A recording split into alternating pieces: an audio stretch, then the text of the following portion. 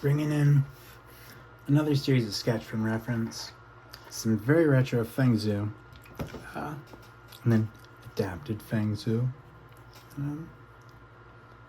and some Eliza Ivanova. We're gonna check out a panel or something, maybe even while we're working, that shows directly how her name is pronounced. Peter Han goes in and gives both pronunciations. Does everyone? I'm sure there's, her birth parents or, professional colleagues. Someone has got the name there somewhere. But she's such a lovely draftsman, and the picking up of all of these features. And if you look at this and you're like, whoa, man, that's pretty good. And then you look at her sketch and it is so like leagues and layers beyond this. There's so much stuff happening, so much subtlety in all of these areas where it's like the nose upturned and the eye coming from behind the nose. And none of these like curves or angles are uniform, it's not like the eye is the widest in the middle or any of these shapes. They're all unique shapes, powerfully unique shapes, and they all look at different types of figures and forms. We're trying to adapt this a little bit just to pick up how to do stylish shadow areas, and to kind of block your shadows into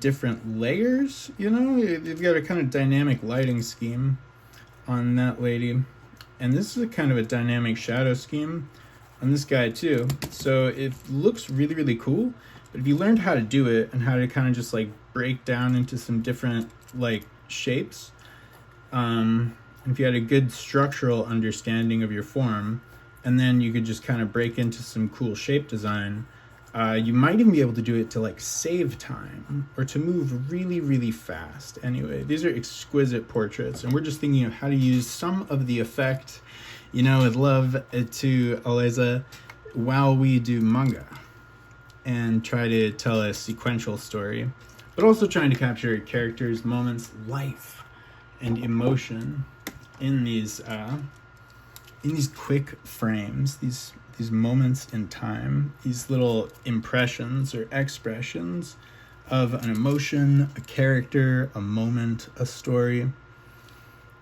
or a design as it comes into being and represents those things in a story that's still taking shape and form. It doesn't have to be something that's all the way come together yet, but that moment of being able to dream and kind of just, letting the forms, the graphite, the emotions speak to you, you might be able to, create whole new pathways, channels, avenues for exploration and creation in a game or story or comic. So having cool ways to draw things is really good, focusing on different areas of things that you can practice, things like emotion, things like style, cartooning. You never know what's going to come in handy, and everything kind of builds into your visual library. There's also like a kind of like your style or your handwriting, your intuition in art, it's not just the things you've memorized how to draw, but the chin forward a little. It's also like the shapes that you are inclined to take by reflex, as you're moving through things. If you're moving through things quickly, I feel like it's good to have that being something that evolves with you.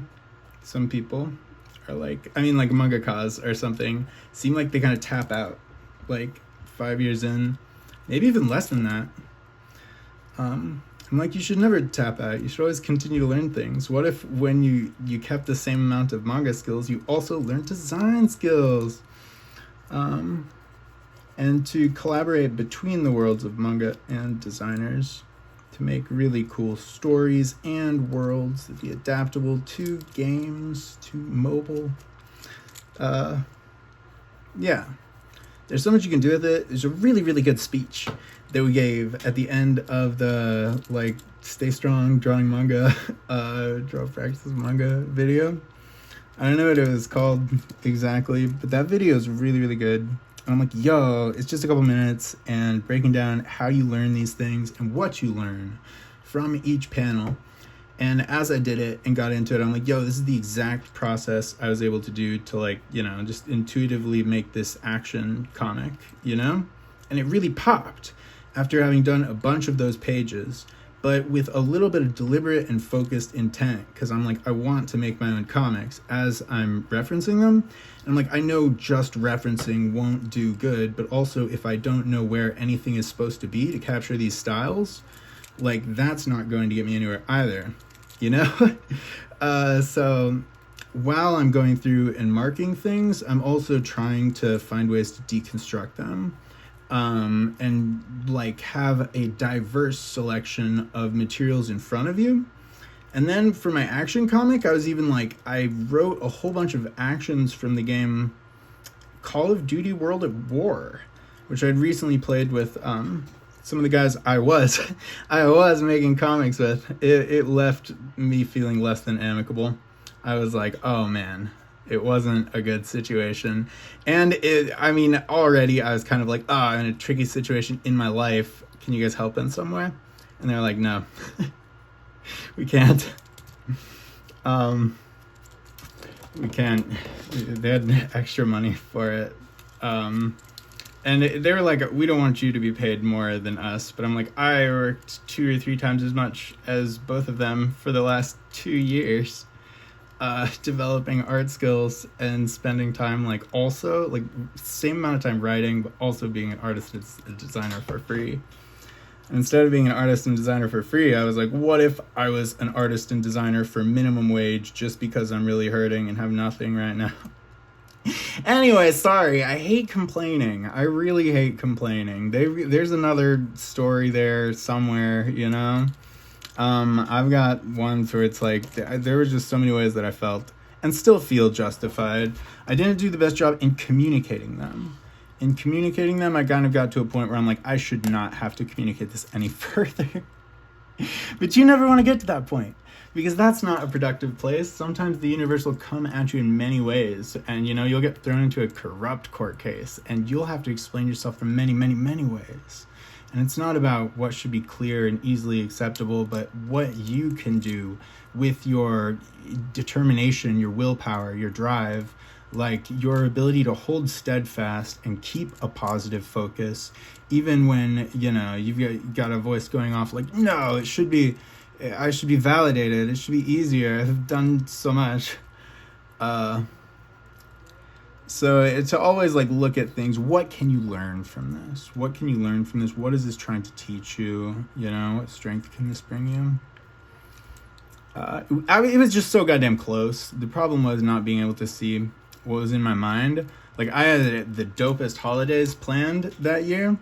And I was like, that was enough so that I wouldn't get depressed while working. They were like, well, we want to make money quickly. So they hired on this other guy who was like doing all the main arts. So I'm like, okay, I'm not doing the main arts, but maybe I could get at least something for it, because I've given up my dream of doing the main arts so that they could get more money more quickly.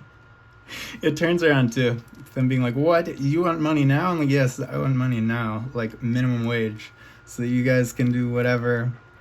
It was shifty in a number of ways, but there's stress all over. The most stress on my end, moving to this place and just goddamn craziness in the family. My dad just blowing up like crazy, like violently, like crazily. And everything was up in the air. It took a lot to regain my positive equilibrium. There were definitely points of really good regainment of willpower and equilibrium, where I was like, came up with the concept for the Gaia game in very short order. You know, it was like a day or something, and being like, this game would be so cool. I want to play this game.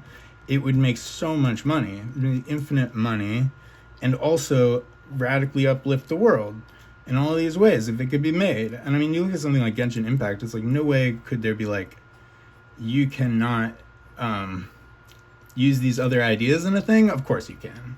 Those ideas are out there. You could copy every single thing from Terraria and make a game about it, you know? And if you could make a game that would use the money in positive ways and help people to alleviate their boredom and stress, to do something that honors the game code, you could totally do that. And it's not like what I'm trying to do, but I'm saying like that base level of development was enough to hit a radical success.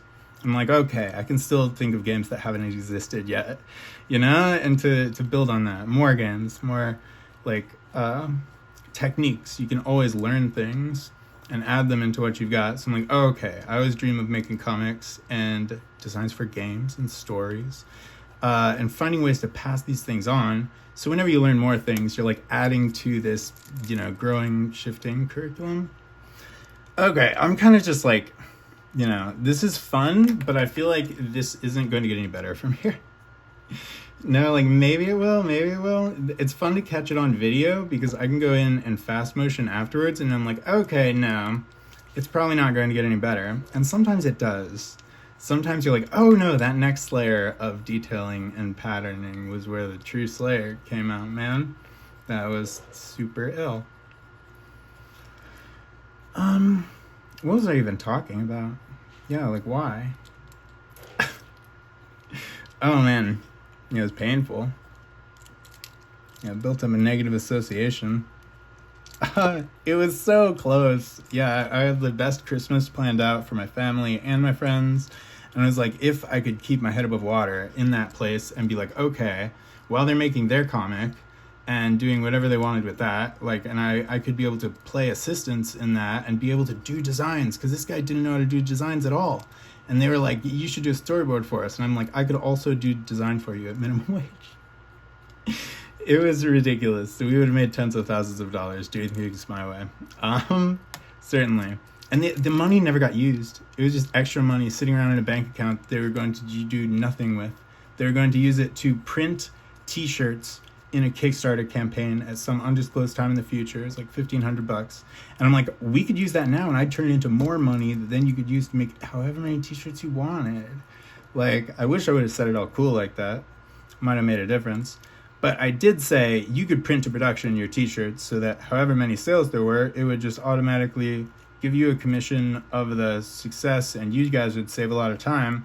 And then that frees up all of that money. And I'm like, there's a novelty of you know, of a packing a t-shirt. And I'm like, they would so say that until they actually got hit and they'd be like, we should do the print to production thing. This is actually not that novel. And once you've done the first 10, it's kind of like, just give me back my pen and let me write some action stories. And it's like, wow, yep, I called it. But you got to find people that you resonate with, you know? Even if you're good friends with people like a long time ago and you like care about them, sometimes that's not a good reason to partner up professionally with someone. Because then like, you know, you lose a personal friendship because of professional disagreements. Where you're like, this is just not the kind of work that I'm interested in doing. I want to do work that's similar to Arcane and Castlevania.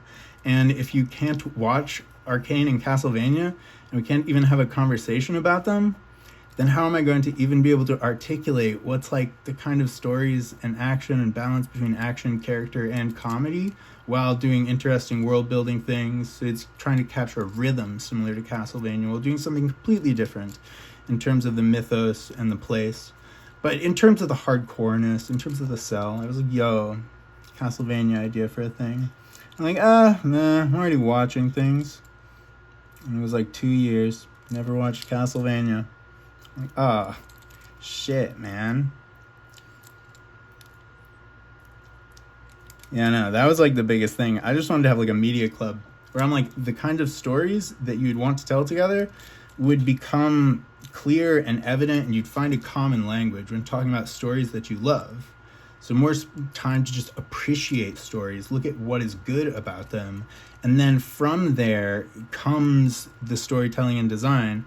And they're more like, we just want to do an improv story club, you know, where it's like Dungeons and Dragons type improv, like there's a situation, what is next, and you just have to like build on it. And I like want to do like the Pixar thing where you like draft several times this concept and everything is always in revision. You might go through 10 variations of your story, but then you find something true and unique and different and difficult and meaningful but fun, and you know, it really pops.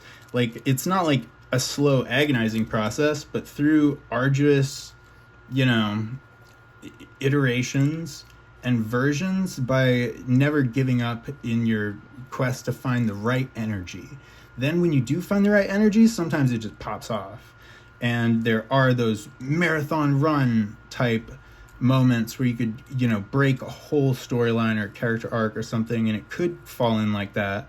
But it also takes being able to sit there for like a long ass time and to just like I want to make something that's really, really good. How do those people do it? You know, how's Final Fantasy and Metal Gear and such? Like, if you weren't making something that was good or different or complementary to what was already out there, I'd just be like, watch what's already out there. It's fucking amazing. And do an appreciation stream. Like, if I was going to create something, I'd want to create something that, at least in my preference, is uniquely valuable. If I'm like, I love those artists and designers, I would love to see more things similar to them. That's a good enough reason for me to make something without being like, it needs to be as good as Bleach, you know? Technically as good as Bleach.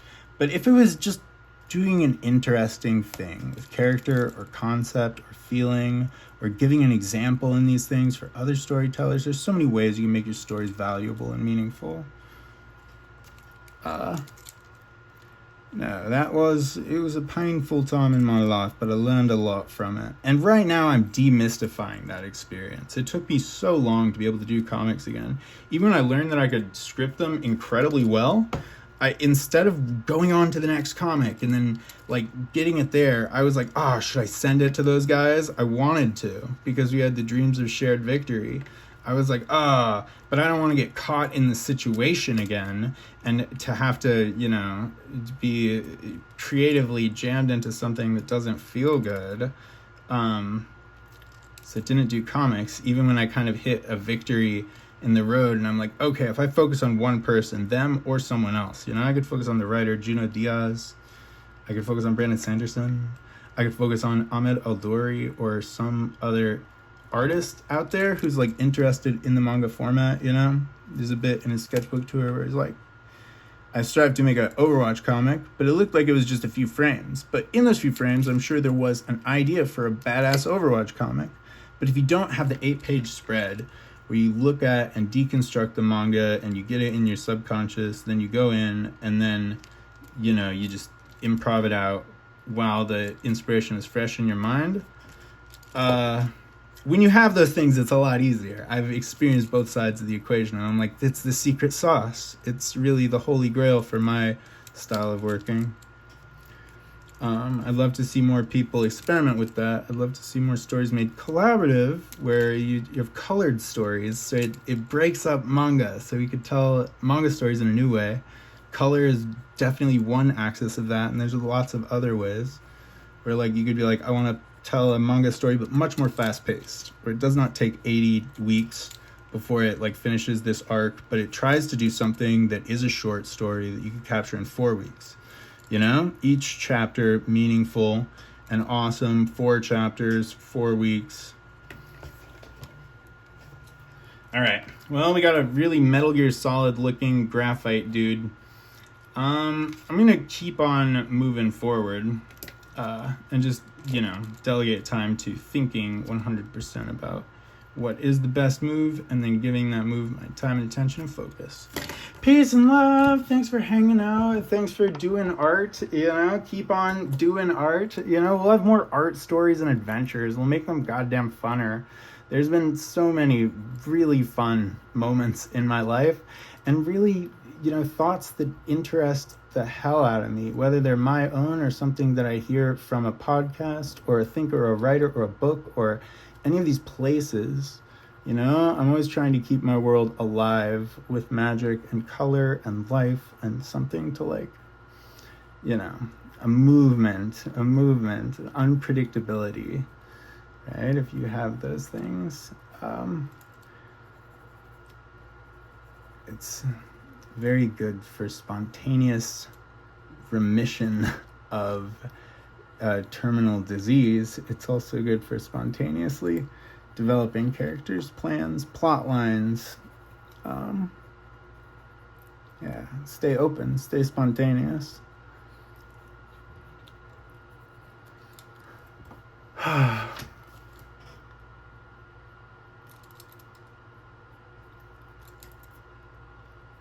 have fun. Have so much fun. Start doing these color shadow things wherever you're at. Even if you're just starting and you're like, Aliza Ivanova's, her anatomy of her characters is way too complex. I remember being that when I was introduced to her stuff in like 2020. I couldn't draw her stuff at all.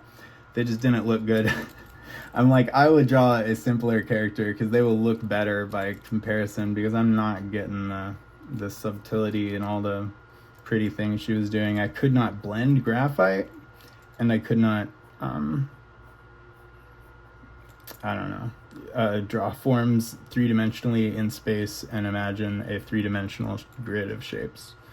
And without those two things, I was kind of just trying to imitate what I could remember before glancing back. But once you have a couple tools in your kit, you're like, oh no, there's really, it's an art and a science. It is an art and a science. All right, we're gonna come back.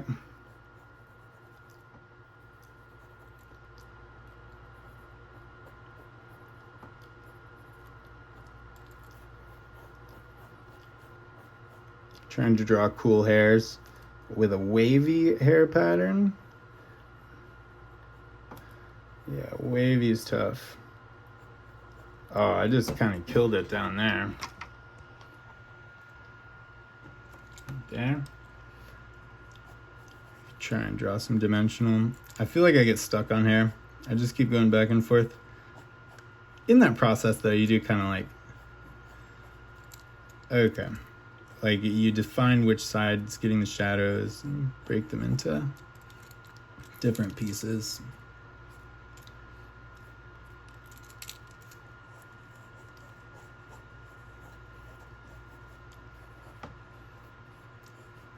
Let's see, we can do like a braid.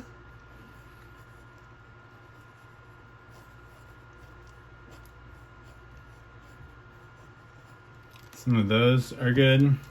Where you kind of like do parallel lines and you move those parallel lines around some kind of like an axis.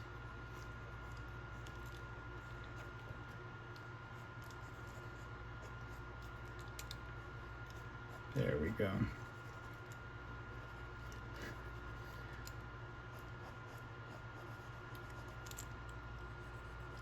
Break it up. How you do it? It's like, okay, locks of hair, locks of hair, locks of hair, without that shake. You get a twist or a curve, and then you play with it, and you're like, you can move where the parallel lines kind of come out from. It's like from there, we parallel and create a couple of these, and then there. And then in some of these, you can just do like side hairs.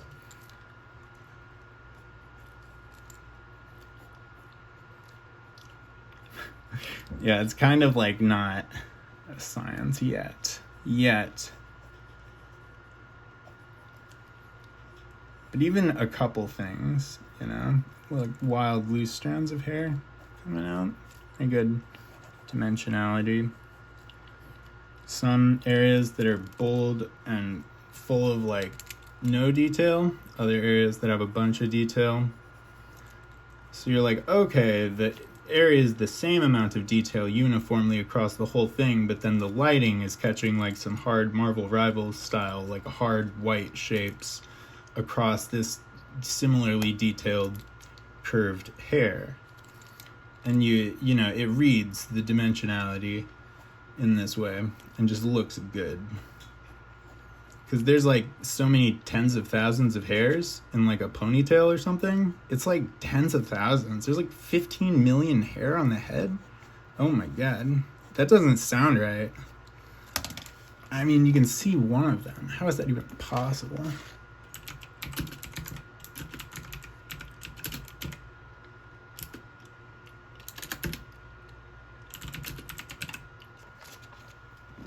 Let's check it. 150,000. That's still very impressive. I'm surprised it's 150,000, but that's a lot less than 15 million. Huge difference. Oh, that's really nice. Practice doing a whole bunch of these and practice them from reference. You do some reference and then you do some freestyling. Reference and then freestyle. That's good for your intuition, because then when you are drawing a curly-haired character, yes, you could find a good reference, but also at least you could thumbnail the design into place with what you remember and tap into your visual library. So while you're drawing from reference, also, you know, stop, drop, do some remixing of what you've learned in new ways. See what you can do. That's fucking sick. That's really good. Something like that. You know? It's ironclad.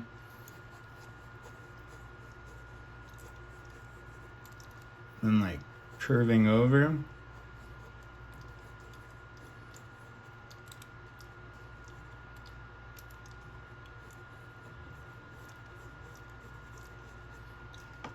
Yeah.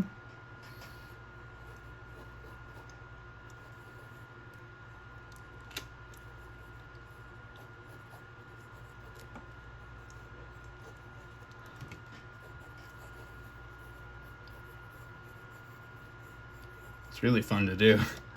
It's fun to do. It's hard not to do too much when you do get a perfect balance. It's like, oh, very nice. Looks like a little parrot. Yeah, on his little parrot stand. It's fun to find shapes in clouds. Maybe that'll be one of the next videos we do. Okay, anyway, I'm can you tell? Can you tell? I've got to message Feng Zhu and Brandon Sanderson, pitch for our dreams. The Unified Arts Production Company.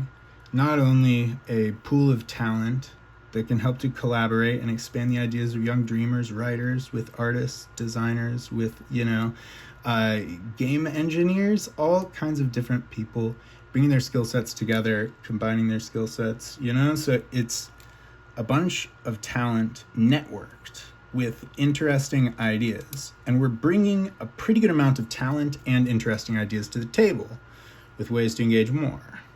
Yeah? And then it's a number of awesome projects, you know, awesome projects that are built for expansion with other, you know, teams of like pro artists, but also with young artists that could take it on, that could expand it, that could, you know, become the heart and soul of the project, and also to level up their own skills the way that a young designer on Final Fantasy had his life changed. I'm not just talking about Tetsuya, but any of them. You know, getting to be a part of this awesome thing. Like, you know, to create opportunities like that for the youth is fucking awesome. I always wished I was a part of more awesome things, and whenever I was a part of awesome things, I was grateful. Really grateful. Okay, we'll call it. We'll come back. Have fun. Happy drawing. Wishing you the best. Sending you. We're sending you our love.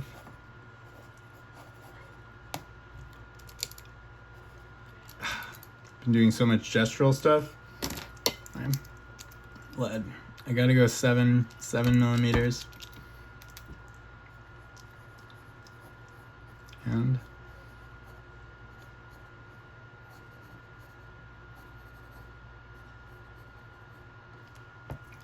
Sending you our love and light. Peace.